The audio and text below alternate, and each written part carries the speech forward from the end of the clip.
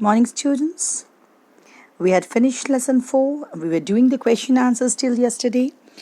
We had done D section, the small questions, answer in brief yesterday, and today we are supposed to do the long question answers of this section.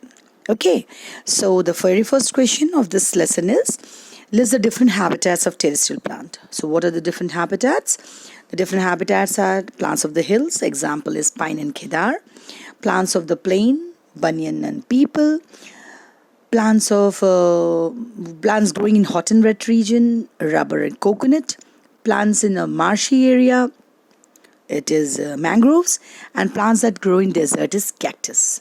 Okay, the next question is how is cactus able to grow in desert condition? You all know that cactus grow in desert condition. Desert is a desert plant. So being in desert, cactus has got some speciality. It has a well developed root, and since it grows in a place where there is very less amount of water, so it needs to store water, so it has got modified stem and it had got spines instead of leaf. Okay, now what are the aquatic plants? The plants that grow in water are called aquatic plants. You have to state their types and give 2 examples of each type. The type is fixed floating plant, free floating plant, fixed aquatic plant. So the free floating plants are duckweed, water hyacinth, etc.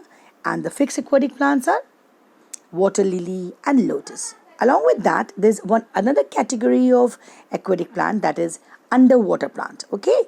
So for that you have got an examples of it. It is hydrilla. It is underwater plant which grows underwater it, and it increases. I hope you remember, it increases the amount of oxygen in the water so that the other aquatic animals can get the fresh air from it. Okay. Now what are the fourth question was what are cultivated plants? You all know that and you all have been to villages and you know that farmers grow some plant. So the answer shall be the farmers that grow the plant for our use, or the plants which are grown by the farmers are said to be the cultivated plant. Okay, the plants that are, or the crops that are grown by farmers are called cultivated plants. Now, the next question number 5. Why should weeds be removed from the field? Weeds should be removed from the field so that it does not consume the fertilizers or the minerals or the water meant for the main crop. Weeds are the undesirable plant which grows along with cultivated plants. है ना? हमें पता है कि weeds are the undesirable plant that grows along with the cultivated plant. So they had to be removed. They have to be uprooted. So why they should be uprooted? They should be uprooted because so that they do not consume the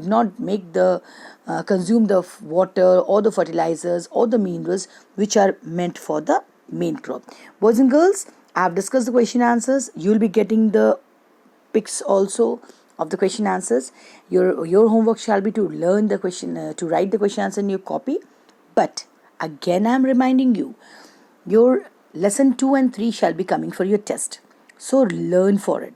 Go for it. Go learn lesson 2 and 3 for your coming test. And meanwhile, complete section E of your lesson. Okay? Thank you, students. Have a good day.